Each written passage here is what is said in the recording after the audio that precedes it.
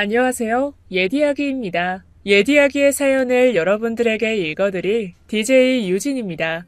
구독과 좋아요는 채널 운영에 큰 힘이 됩니다. 꼭 부탁드리며 저는 여러분들의 댓글도 모두 읽고 있습니다. 댓글도 많은 참여 부탁드립니다. 그럼 오늘의 사연 바로 시작할게요.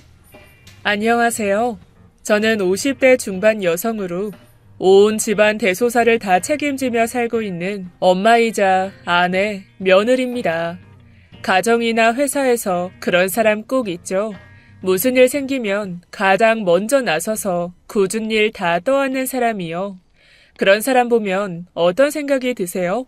왜 이런 걸 묻냐면 제가 그런 사람이기 때문입니다. 전 어려서 부모님을 일찍 여의고 결혼도 조금 일찍 했어요. 그래서 시댁 식구들을 내 식구련이 여기고 살기 시작했는데 그때 겪은 일들이 여전히 어제 일처럼 생생합니다. 전 결혼해서 처음에 가만히만 있으면 중간은 간다는 말도 들었고 누구한테는 또 가만히 있으니까 가만히로 보이냐는 말도 들었어요. 그러다 할 말은 하는 며느리가 되었고 굳은 일이 있으면 도맡아 하는 총대 매는 역할을 하게 되었습니다. 시댁 식구들과 제가 어떻게 한 가족이 될 수 있었는지 그 이야기를 해보고 싶어서 채널 문을 두드렸습니다. 전 집안 형편은 어려웠지만 사이좋은 부모님 밑에서 외동딸로 사랑받으면서 자랐어요. 집은 가난해도 부모님과 제가 모여 앉으면 대화가 끊이지 않는 분위기였죠. 어머니 아버지는 형편이 어려우셔서 많이 배우지는 못하셨는데 배우고자 하는 열정은 높은 분들이셨습니다. 길가에 누가 내놓은 전집이나 책들, 버린 신문 한 장도 지나치지 못하셨어요. 꼭 갖고 오셔서 집에서 읽으셨죠. 거기서 끝난 게 아니라 저한테도 읽어보라고 하셨고 읽으면 또 칭찬을 많이 해주셔서 자연스럽게 어릴 때부터 독서를 많이 하게 되더라고요. 그래서 학교 공부도 곧잘 했던 것 같아요. 하지만 제가 중학교에 올라가고 어머니가 간암으로 돌아가시게 됐어요. 수술비, 병원비가 많이 들어갔는데 엄마는 하늘나라로 가시고 집안 형편은 더 어려워졌죠. 그 후 아버지와 단둘이 살아가게 되었지만 그래도 함께 있으니 괜찮았습니다. 엄마가 그리우면 아버지와 밤새도록 엄마 얘기를 했어요. 모든 대화가 잘 통하는 아버지가 계셔서 전 큰 그늘 없이 자랄 수 있었죠. 그런데 소중한 아버지마저 제가 성인이 되던 날 급성 심근경색으로 하루아침에 제 곁을 떠나셨습니다. 너무 슬프고 막막했지만 부모님이 살아계실 때 주신 사랑으로 버틸 수 있었어요. 당신들은 학교를 많이 못 다니셨어도 늘 배워야 한다. 공부 열심히 해라. 격려해 주시고 함께 있으면 좋은 말씀을 많이 해주셨죠. 가난하게 살았지만 돈보다 사람이 먼저라고 사람은 심성이 착해야 한다고 강조하셨고요. 그게 버팀목이 되었던 것 같아요. 전 인문계 고등학교를 졸업했지만 대학에 갈 형편이 되지 않아 고등학교 졸업 후 바로 격리 일을 시작하게 되었어요.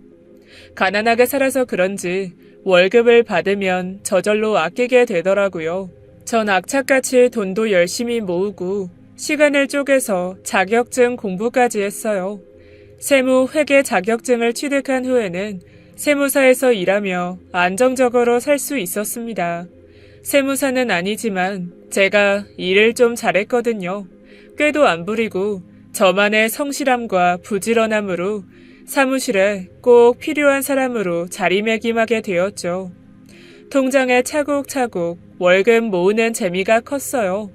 그래서 혼자 사는 집이 허름해도 참고 살았는데 어느 해 여름 긴 장마가 지나고 나니 곰팡이와 악취가 너무 심해서 살 수가 없더라고요. 그래서 이사를 하기로 결심하고 부동산에 들렀습니다. 지금까지는 월세로 살고 있었는데 그동안 모아둔 돈으로 보증금을 키워 전세로 이사를 하고 싶었어요. 집 상태도 지금보다는 좋은 곳에서 살고 싶은 마음이 크더라고요. 그래서 가고 싶은 동네에 부동산을 찾았죠. 안녕하세요. 이 동네에 전세방 하나 구할 수 있을까요? 아이, 안녕하세요. 가족이 몇 분이나 되시는데요? 저 혼자 살 집 구해요. 전세로요. 상담은 저랑 하시고, 나중에 집은 이 친구가 안내해 드릴 거예요. 김 실장, 커피 한 잔 다 드리지. 부동산에는 사장님 밑에서 일을 배우는 김 실장이라는 사람이 있었어요. 보니까 막 사회에 나온 것처럼 얼굴이 순진해 보였죠. 머리카락도 짧아서 더 어려 보이더라고요. 그래도 나이가 마냥 적지는 않겠다 생각했습니다. 선한 인상 때문에 동안으로 보이는 것 같았어요. 사장님은 몇 군데 연락을 하시더니 김 실장이라는 사람에게 어디를 보여주라고 말했어요. 전 사장님 배웅을 받으며 김 실장과 길을 나섰죠. 장마가 끝나자마자 집을 보러 다녔는데 날이 푹푹 쪘습니다. 언덕길이 많은 동네였는데 저도 더웠지만 김 실장의 셔츠가 금방 땀으로 흠뻑 젖었더라고요. 두 집을 먼저 봤는데 마음에 안 들어서 실망을 하고 세 번째 집을 보러 가는 길이었죠. 저보다 앞서 집을 보러 간 김 실장이 저한테 다가왔어요. 지금 보러 가는 집에서 15분만 있다가 와달래요. 사정이 있다고 하는데 잠깐 부동산에 가 있을까요? 아니요. 돌아가려면 시간이 더 걸릴 것 같으니까 우리 저기서 시원한 거 하나씩 사 먹어요. 저도 목이 마르네요. 그러시겠어요? 시원한 캔커피 하나 드시겠어요? 제가 사겠습니다. 고객이신데요. 날도 너무 더운데 고생하시는 것 같아서요. 제가 살게요. 전 얼른 냉커피 2개를 사서 하나를 그 남자에게 건넸습니다. 어쩔 줄 몰라 하면서 저와 조금 거리를 둔 채 커피를 마시는 그 모습이 너무 순수해 보였어요. 알고 보니 저와 나이가 비슷하더라고요. 우리는 슈퍼 앞 평상에 앉아 자연스럽게 대화를 나누게 되었죠. 부동산 정식 직원이세요? 아니요. 군대 제대하고 사장님 밑에서 아르바이트식으로 일하고 있어요. 지금 공인중개사 공부하고 있고요. 그렇구나. 딱 봐도 일 배우시는 분 같았어요. 회사 다니신다고요? 네, 회계사무소요. 일찍 자리도 잡으시고 부럽네요. 군대도 다녀오셨으니까 김 실장님도 늦은 건 아니잖아요. 힘내세요. 열심히 하시면 꼭 붙으실 거예요. 감사합니다. 좋은 방 구하실 수 있도록 저도 열심히 도울게요. 대화를 몇 마디 나누지 않아도 알 수 있더라고요. 사람이 참 착하다는 생각이 들었어요. 전 부동산 사장님과 김 실장의 도움으로 괜찮은 집을 전세로 구할 수 있었습니다. 보러 가기로 한 시간보다 15분 더 기다린 그 세 번째 집이었죠. 이사를 마친 뒤 첫 출근을 하는데 지하철역 가는 길에 부동산이 있었어요. 김 실장은 일찍 또 나와서 부동산 앞 도로를 쓸고 있더라고요. 안녕하세요. 저 기억하시죠? 어제 이사 잘하셨어요? 집 마음에 드시죠? 너무 좋아요. 전에 살던 집에 비하면 궁궐이나 다름없어요. 부동산 사장님이랑 김 실장님 덕분이에요. 별 말씀을요. 집이 마음에 드신다니 다행이네요. 출근하시는 길이시죠? 좋은 하루 되세요. 그렇게 매일같이 오며 가며 김 실장이라는 남자와 인사를 나누게 되었어요. 제가 좀 늦게 퇴근할 때도 부동산에는 불이 켜져 있었죠. 거기서 공부를 하고 퇴근하는 것 같았습니다. 추운 겨울날이 다가오자 가끔은 그분이 지나가는 제게 따뜻하게 데운 병음료를 주시더라고요. 손 시려울 테니 손에 쥐고 가라면서요. 저도 고마워서 뭐라도 하나씩 보답하게 되었고 그렇게 우린 자연스럽게 만남을 갖게 됐어요. 매일같이 얼굴 보면서 몇 마디라도 나누다 보니까 어느새 정이 들게 되었습니다. 우리는 1년 정도 사귀었고 결국 전 결혼을 결심하게 되었죠. 어느 날 친구를 만나 강철 씨와의 결혼 계획에 대해 털어놓았어요. 나 곧 결혼할 것 같아 미애야. 뭐? 그 가난뱅이랑? 가난뱅이?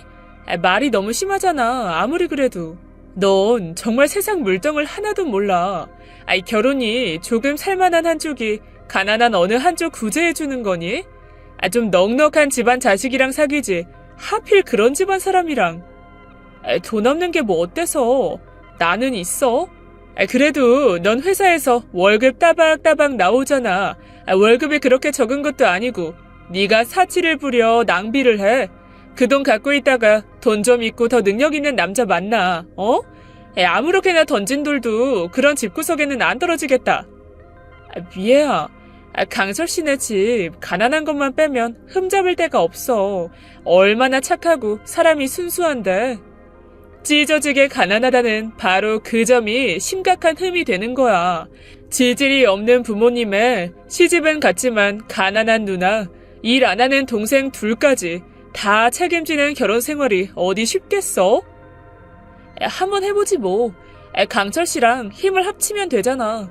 사람 착한 게 제일 중요한 거지. 너무 걱정 마. 아이고, 머리가 아프다. 왜 불구덩이에 굳이 직접 들어가는 거니? 친구 미의 말대로 강철 씨네 집은 가난하게 짝이 없었어요. 그러나 전 남편의 선한 마음씨에 이끌려 결혼을 결심했죠. 어릴 적 부모님께선 돈이라는 건 있다가도 없고 없다가도 생기는 거라고 말씀하셨거든요. 무엇보다 사람의 심성이 중요하다고 하셨고요. 전 제 선택에 확신이 있었습니다. 남편은 평생을 어려운 형편으로 살아왔어요. 4남매 중 둘째로 태어난 남편은 가족 중에 유달리 책임감이 강했죠. 그래서 중학생 때부터 돈 되는 일은 조금씩이라도 하면서 컸다고 했어요. 시아버지는 도자기 공장에서 일하고 계신데 집에 빚도 많고 벌이도 좋지 않아 형편이 쉽게 나아지지 않는 모양이었어요. 시어머니도 40대 때부터 남의 집 살림을 하고 계시고요. 위로 하나 있는 누나는 결혼해서 근처에 사는데 형편이 좋은 편은 아니라고 들었죠. 밑으로 고등학교를 졸업한 여동생 남동생이 있는데 둘 다 뚜렷하게 하는 일 없이 부모님이 벌어온 돈으로 지낸다고 하더라고요. 그런 어려운 집안 형편 탓에 둘 다 각자 번 돈으로 결혼을 하게 되었죠. 신혼집은 시댁에 있는 동네에 그나마 좀 깨끗한 전세를 얻어 시작하게 되었습니다. 갖춘 것 없이 거의 빈몸으로 시작한 우리 부부는 그래도 행복했어요. 서로 선한 마음 하나 보고 결혼했으니 더 크게 바랄 게 없었던 것 같아요. 시부모님께서는 둘만 잘 살면 된다며 바라는 거 없다고 하셨죠. 하지만 결혼 후 숨은 복병은 바로 남편의 형제들이었습니다. 남편은 결혼 직전 중개사 시험에 합격하게 되면서 자격증을 갖추고 부동산 직원으로 일하게 되었고 그에 따라 월급도 더 많이 받게 되었어요. 남편이 돈을 잘 벌게 되자 남편의 형제들이 우리 부부에게 바라는 게 많아졌습니다. 특히 시누이는 저희가 돈을 벌고 쓰는 것에 대해 관심도 많고 불만도 많았어요. 어느 하루는 주말에 모여 저녁을 먹는데 대놓고 이러는 거였습니다. 반찬이 이게 다야? 올케, 오면서 장 안 봐왔어? 강철 씨가 장 봐왔어요. 전 나중에 왔고요. 둘이 벌면서 그렇게 눈치가 없어? 미리 강철이한테 소고기도 좀 사고 꽃게도 사고 그러라고 코치를 해야지. 너무 성의가 없는 거 아니야? 무슨 말씀이세요 그게? 아니, 그동안 내가 아무 말 안 하고 있었는데 좀 그렇다. 올케 결혼할 때 우리 부모님 뭐 받은 게 있어야지. 혼수라고 티도 안 나게 해와놓고. 그때는 그래. 강철이 버는 돈이 적어서 그냥 넘어갔어. 근데 지금은 상황이 다르잖아. 둘이 맞벌이해서 여유도 있을 텐데 이제라도 우리 부모님한테 잘해야 되는 거 아니니? 중간에서 시부모님이 형님을 말리셨어요. 그래도 형님은 끝까지 말을 하셨죠. 전 황당해서 일단 듣고 있었고요. 우리 부모님 생신 때 못해도 봉투에 50만 원은 넣어와. 고기랑 과일도 넉넉하게 사오고 최고 좋은 걸로. 알았어? 그걸로 혼수 못 해온 거 대신하는 셈 쳐. 좀 지나친 요구라고 생각했습니다. 형님이 안 그러셔도 저 시부모님께 나름대로 잘하고 있었거든요. 그래도 처음 몇 번은 그냥 넘어갔죠. 시어머니가 시누이 말 신경 쓰지 말라며 저에게 미안해하셔서 저도 한 귀로 듣고 한 귀로 흘리려고 했어요. 그래도 큰 시누이는 시부모님 옷을 사드려라, 생활비를 더 올려드려야 한다며 참견도 많고 제가 기분 나쁠 얘기를 해도 서슴없이 하더라고요. 그뿐만이 아니었습니다. 어느 날은 퇴근하는데 집에 불이 켜져 있는 거였어요. 남편은 분명 오늘 좀 늦는다고 해서 내가 불을 켜놓고 나왔나 했죠. 그런데 들어가 보니 남편의 남동생과 여동생, 시동생들이 말도 없이 집에 들어와 라면을 끓여 먹고 있는 거였습니다. 현관 도어락 비밀번호는 남편이 알려줬다면서 저한테 미안한 기색도 없었어요. 전 가급적 기분 나쁜 내색 안 하려고 노력하면서 아가씨와 도련님을 챙겨드렸죠.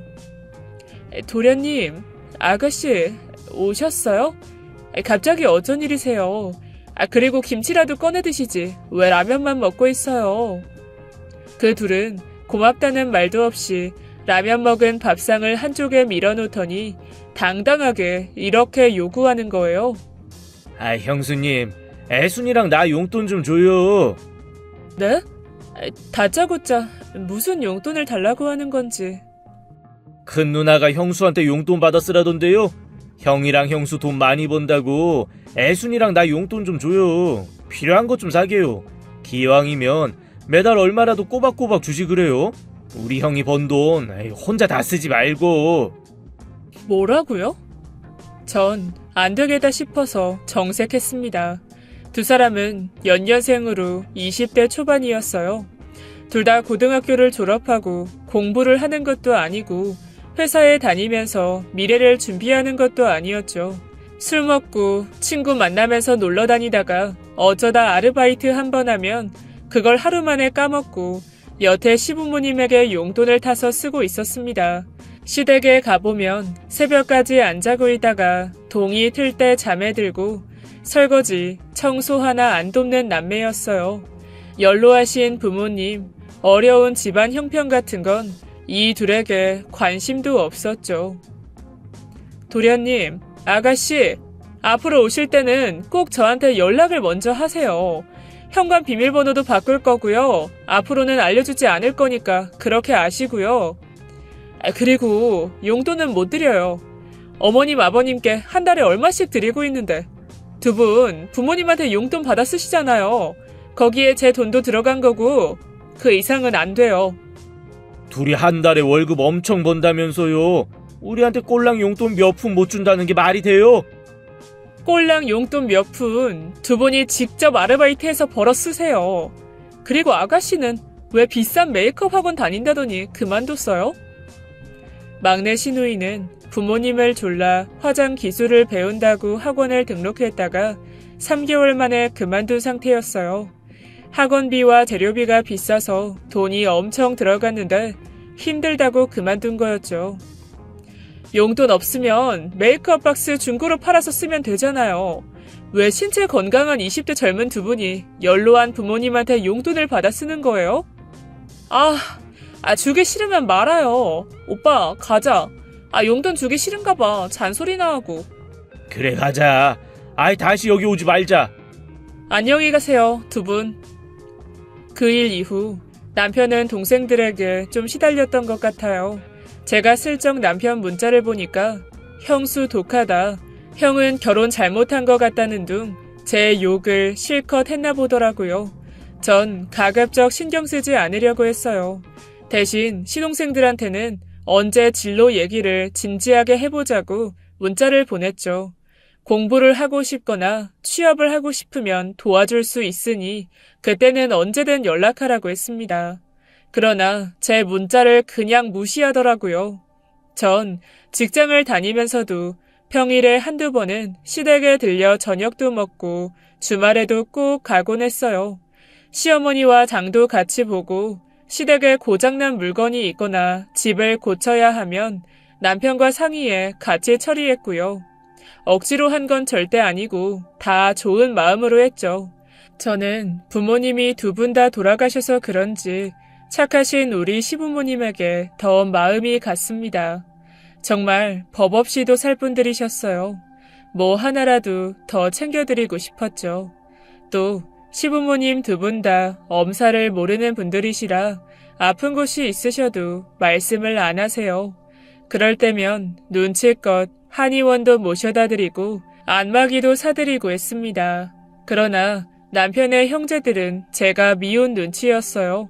시부모님을 진심으로 좋아하고 잘 챙기고 있는데 시누이와 시동생들은 절 못마땅해하고 셋이 툭하면 제 뒷담화를 하는 것 같더라고요. 특히 큰 시누이는 가끔 전화로 제 속을 뒤집었죠. 올케, 엄마 집에 가보니까 안마기 있더라. 그거 얼마짜리야? 그건 왜 물으시는데요? 그런 짜잘한 거 말고 아예 안마기를 하나 사드리는 게 어때? 그건 너무 비싸요, 형님. 가격 아세요? 넌 참 말을 곱게 안 한다. 우리 부모님 여태 고생하셨는데 돈 잘 버는 아들 며느리가 그거 하나 못 해줘? 네, 그건 좀 과하다고 생각해요. 저희가 또 무슨 돈을 그렇게 많이 번다고 그러세요? 난 과하다고 생각하지 않는데? 너희만 잘 살지 말고 가족도 좀 챙겨. 그리고 주말에 엄마 집에 가서 상 좀 거하게 차려놔. 갈비찜도 하고 회도 좀 떠놓고 봉투에 용돈도 좀 두둑하게 넣어드려. 한 30만 원쯤? 왜요? 왜요? 넌 우리 집 며느리 맞니? 그날 우리 부모님 결혼기념일이잖아. 그 정도는 당연히 해야 되는 거 아니야? 제가 어머님 아버님한테 따뜻한 내복이랑 목도리 사서 이미 드렸어요. 어머님이 결혼기념일 같은 거 안 챙겨도 된다고 앞으로는 이런 거 하지 말라고 하셨고요. 그리고 얼마 전에 도련님 생일상 제가 차려드렸잖아요. 무슨 상을 또 차려요?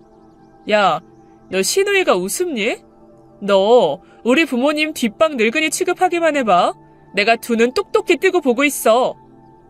이런 일들이 자주 일어났어요.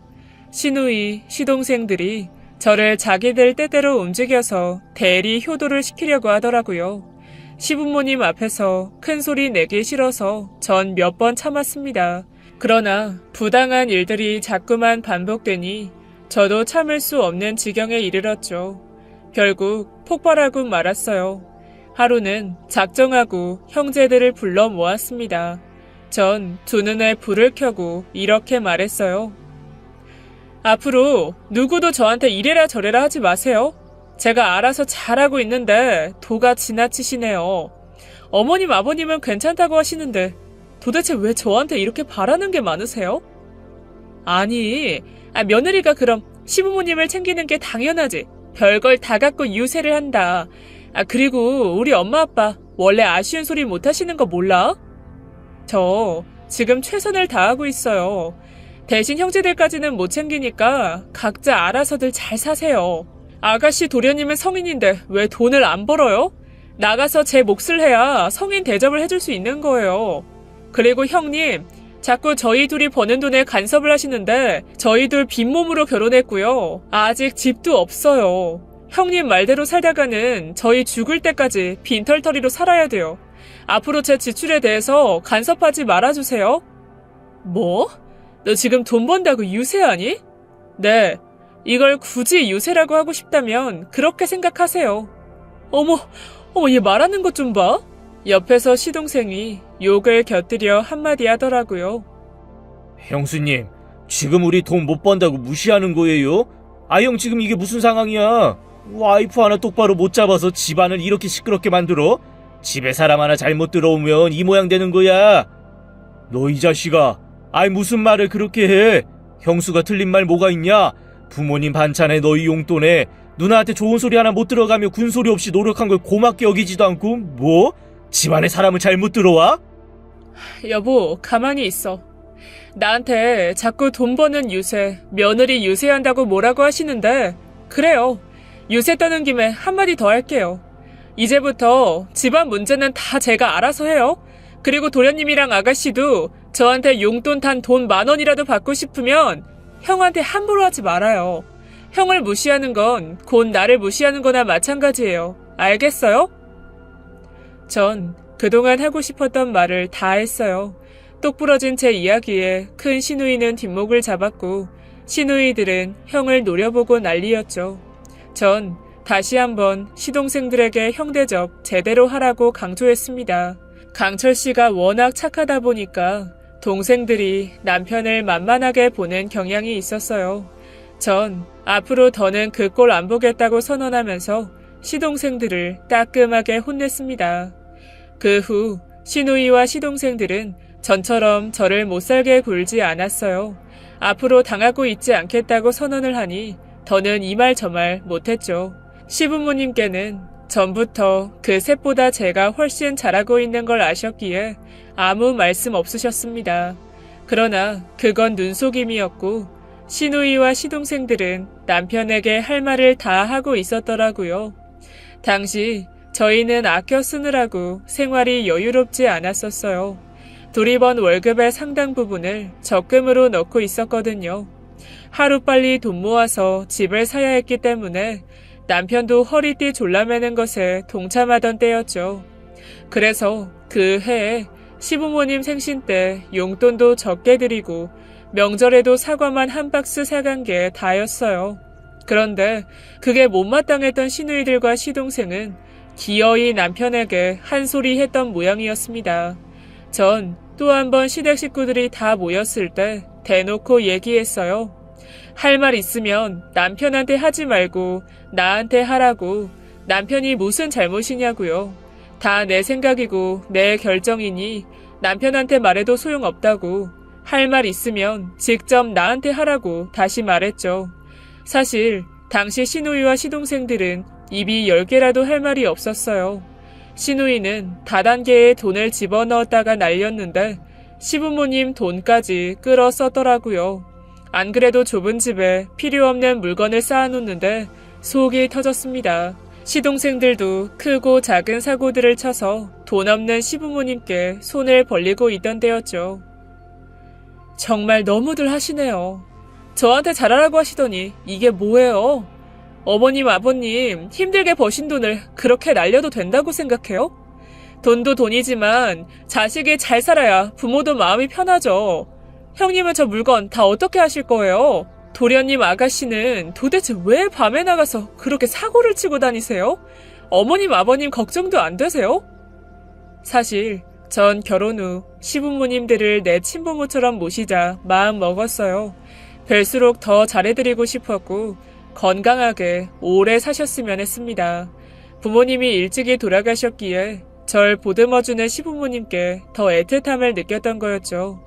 결혼 후 몇 년간은 알뜰살뜰 모으느라 크게는 못 챙겨드려도 할 도리는 다 하면서 살아온 것 같아요.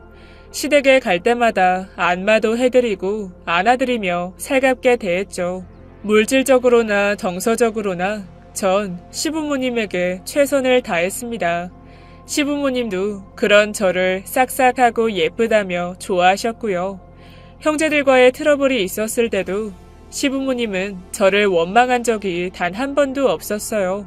전 어떻게든 이 가정을 잘 꾸려나가고 싶은 마음밖에 없었습니다. 시누이들과 시동생도 하루빨리 철이 들어 각자 제 몫을 하며 살기를 바랬죠. 그러던 중 일이 생겼어요. 시아버지는 도자기 공장에서 힘든 일을 하셨는데 회사가 문을 닫으면서 직장을 잃게 되었습니다. 마땅한 일자리가 없어서 결국 임시로 일용직 일을 시작하게 되었는데 이마저도 60대가 넘어가니 일을 받기가 쉽지 않아 점점 돈을 버는 일이 어려워지셨어요. 시어머니는 건강이 좋지 않으신데도 여전히 남의 집 살림을 해주는 일을 하고 계셨죠. 어머니는 40대 때부터 가정부 도우미로 생계를 유지하셨습니다. 몸을 너무 혹사하셔서 시어머니는 사실 관절도 좋지 않으시고 팔도 자주 아프다고 하셨어요. 병원에서 팔을 너무 많이 써서 그렇다며 쉬어야 한다는 말까지 들으셨죠. 어머니, 이제는 좀 쉬셔도 되지 않을까요? 이러다 건강 더 상하시면 어떻게 해요? 아니다. 일이 있으면 더 해야지. 죽을 때까지 자식들한테 손 벌리지 않고 사는 게 내 목표고 꿈이야. 일이 있으면 해야지. 쉴 수는 없어. 그러나 어머니는 팔 통증이 악화되어 결국 일을 그만두셔야 했어요. 한 달 정도 쉬시면서 팔이 조금 낫는 듯 하자 다시 마트 화장실 청소 일을 시작하셨죠. 평생 고된 일만 하신 시부모님이지만 자식들에게 손 벌리지 않으려고 열심히 사시는 모습에 전 늘 마음이 짠했습니다. 그러던 어느 날 시어머니가 일하시던 마트가 망해서 문을 닫게 되었어요. 시어머니도 일자리를 잃게 되신 거죠. 그때쯤 팔 통증도 다시 도지기 시작하셨고요. 시아버지는 그 당시 일용직을 그만두고 삼겹살 가게에서 숯불 나르는 일을 하셨는데 가게 운영이 어려워지면서 시아버지도 직장을 잃게 되었습니다. 전 시부모님이 일을 쉬시게 된 것에 대해 걱정은 없었어요. 언제 닥쳐도 이상하지 않은 일이라고 생각했기 때문이죠. 이참에 시부모님이 좀 쉬셨으면 했습니다. 때마침 사무실에 아는 분 친척께서 강원도에 펜션을 운영한다는 얘기를 들었어요. 산골 안에 독채를 빌려서 쉴 수 있다고 하더라고요. 가격은 좀 있지만 온천도 할 수 있는데 그 물이 관절염에 또 효과가 좋다는 걸 알게 됐죠. 두 분 쉬시기 좋을 것 같아서 남편에게 말했습니다. 이참에 두 분 여행 보내드리자고요. 혼자 비용을 다 감당하면 부담스럽지만 시누이 시동생과 돈을 모으면 충분히 보내드릴 수 있었어요. 그래서 제가 시누이와 시동생들에게 전화를 했지만 모두 단칼에 거절을 하더라고요. 갑자기 그럴 돈이 어디 있냐고 핀잔만 들었습니다. 속상했지만 할 수 없었어요. 결국 제가 따로 모아둔 돈과 남편의 비상금을 털어 시부모님을 강원도 펜션으로 여행 보내드렸어요.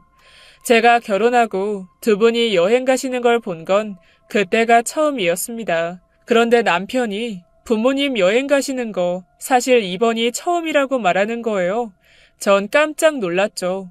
시부모님은 결혼식도 못 올리고 신혼 여행도 못 가보셨대요. 형편이 더 좋아지면 이런 여행을 꼭 더 보내드려야겠다고 결심했습니다. 그렇게 2박 3일이 지나고 시어머니께 전화가 왔어요. 우리 올라가는 길이다. 거기 온천이 정말 좋더라. 너희도 같이 왔으면 얼마나 좋았겠니? 팔은 좀 어떠세요? 관절염에 특히 좋다고 하던데 정말 효과 있어요? 아닌 게 아니라 진짜 좋아졌어. 팔을 살짝 들기도 힘들었는데 온천물에 몸도 푹 담그고 좋은 음식 먹었더니 팔이 엄청 편해졌단다. 몸이 부쩍 좋아졌구나. 고맙다. 너희 덕분에 호강하고 가는구나. 좋으셨다니 다행이에요, 어머니. 제가 집에 가서 된장찌개 끓여 놓을게요. 저녁은 저희랑 같이 드세요. 뭘, 내가 가서 할게. 넌 쉬어. 아니에요.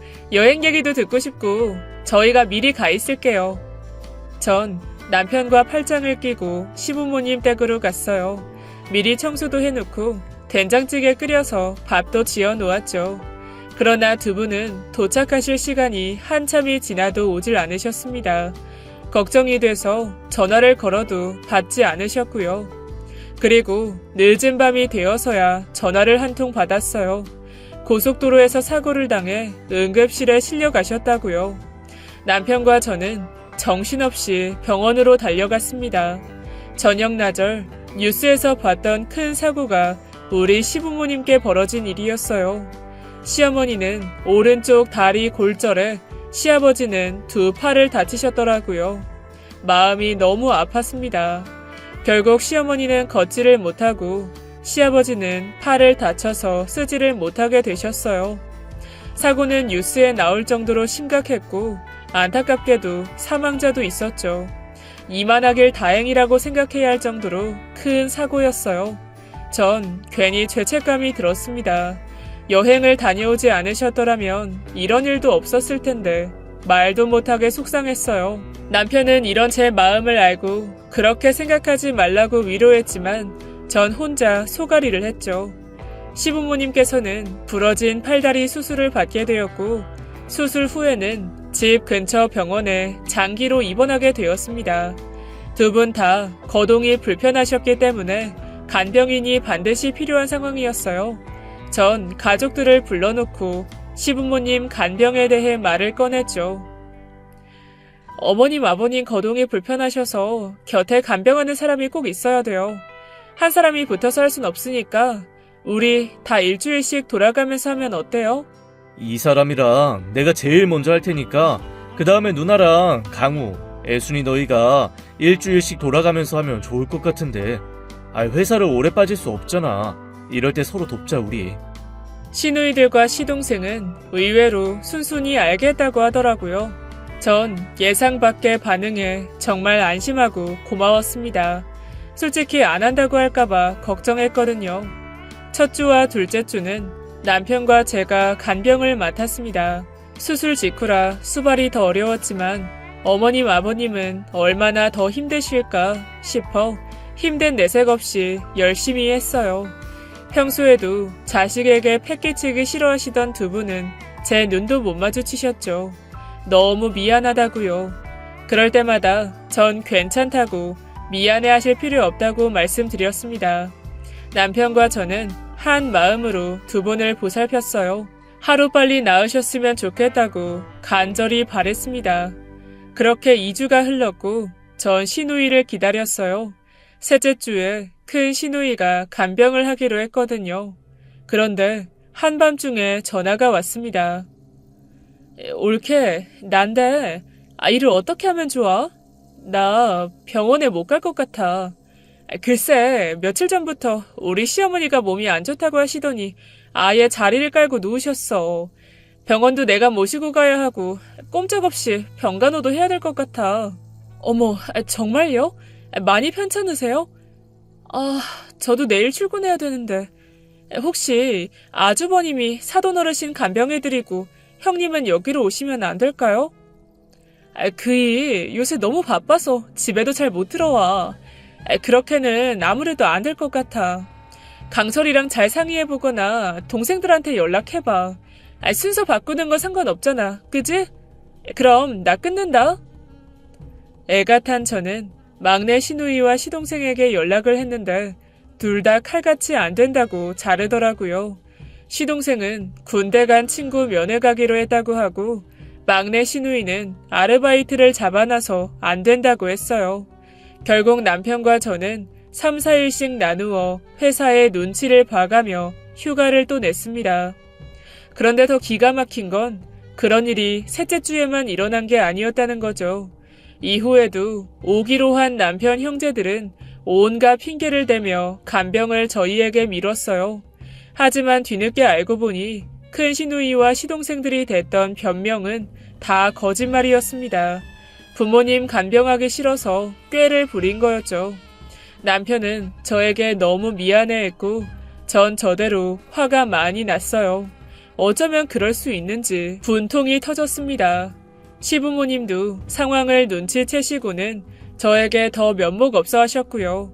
전 남편 형제들의 도움받기를 포기하고 아예 회사에 6개월간 휴직계를 냈어요. 회사 사람들은 제 사정 얘기를 듣더니 기가 막혀 하더라고요. 대표님은 저에게 걱정 말고 이따가 때 되면 복직하라고 해주셨습니다. 위로금까지 주시면서요.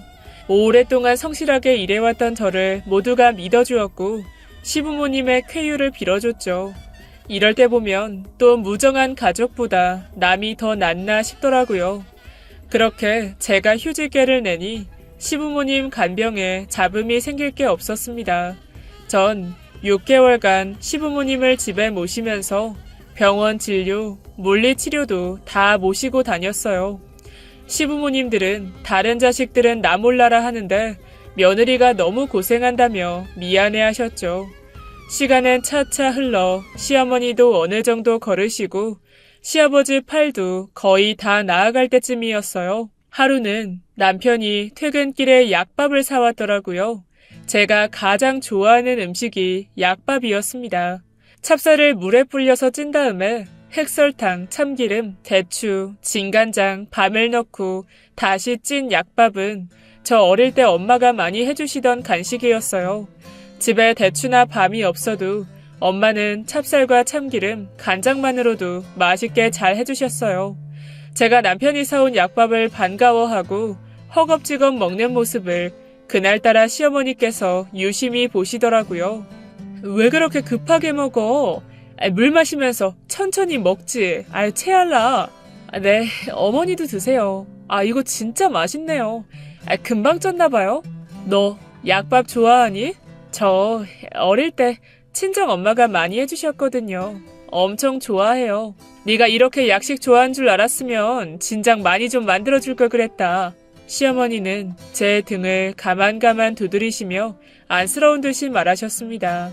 전 괜찮다고 먹고 싶을 때 한두 개 사 먹으면 된다고 말씀드렸죠. 그 사이 시간은 흘러 저도 6개월간의 휴직 기간이 끝나 복직을 하게 되었어요. 두 분은 전처럼 자유롭게 팔다리를 쓰시지는 못해도 어느 정도 도움 없이도 움직이실 수 있게 되었습니다. 그 정도만으로도 전 정말 기뻤죠. 집안에서도 조금씩 살살 움직이시라고 신신당부를 하고 전 다시 출근을 했어요. 회사 일에 치이며 바쁘게 지내던 어느 날 퇴근을 해 시부모님 댁에 와보니까 제가 좋아하는 고소한 냄새가 집에 가득했습니다. 알고 보니 어머님 아버님께서 약밥을 만들고 계신 거였어요. 골절이 많이 나아져 움직이실 순 있어도 거동이 완전히 편해진 건 아니었는데 두 분이 힘을 합치셔서 약밥을 만드신 거죠. 어머니, 이게 다 뭐예요? 직접 하셨어요? 네 시아버지랑 같이 했어. 하나 먹어봐라. 입에 맞을진 모르겠다. 너무 맛있는데요? 지금까지 먹어본 약밥 중에 이게 제일이에요. 그렇게 맛있냐? 고생한 보람이 있네. 그럼요. 정말 눈물 날 만큼 맛있어요. 아버님, 어머님, 고맙습니다. 언제 이런 걸 다 하셨어요? 먹다 보니 거실 한켠에 보자기가 펼쳐져 있고 그 위에 소쿠리가 놓여 있었어요. 시어머니께서 그걸 곱게 싸시며 말씀하셨습니다. 따로 챙겨둔 약밥은 내일 친정엄마 가져다 드리자고요. 그동안 너무 바빠서 친정엄마 기일이 다가온 줄도 몰랐던 저는 눈시울이 붉어졌습니다. 솔직히 많이 놀랐고 시부모님께 큰 감동을 받았죠. 그 일은 두고두고 잊지 못해요. 1년이 넘는 재활 끝에 시부모님들은 일상생활이 가능해지셨어요. 전 시부모님께 같이 살자고 말씀드렸지만 시부모님은 두 분이서 사는 게 더 편하다고 하셨죠. 그 후로 전화도 더 자주 주고받고 안부도 전하며 여전히 잘 지내고 있습니다. 그리고 큰 변화가 있어요. 시부모님 간병 이후 시누이들이며 시동생이며 제 앞에서는 효도의 효자도 안 꺼내더라고요. 무슨 일만 생기면 저에게 다 알아서 해달라고 합니다. 집안의 대소사를 내게 믿고 맡기는 형제들은 이제 저를 인정해주는 분위기예요. 하루는 모처럼 가족들이 다 모였을 때 시아버지가 선물이라며 종이 한 장을 내밀었어요. 가족들에게 하나씩 나누어 준 건 6개의 숫자가 한 줄 찍힌 1,000원짜리 로또였습니다. 아버님, 무슨 일로 로또를 사셨어요? 이런 거 관심 없으셨잖아요. 재미로 한번 사봤다. 맞춰봐라. 다들 조용히 숫자를 맞춰보는데 갑자기 시어머니께서 환호성을 질렀죠. 이거 봐요. 나 3등 됐네. 어머니, 정말요? 이건 우리 며느리 가져. 내 선물이다.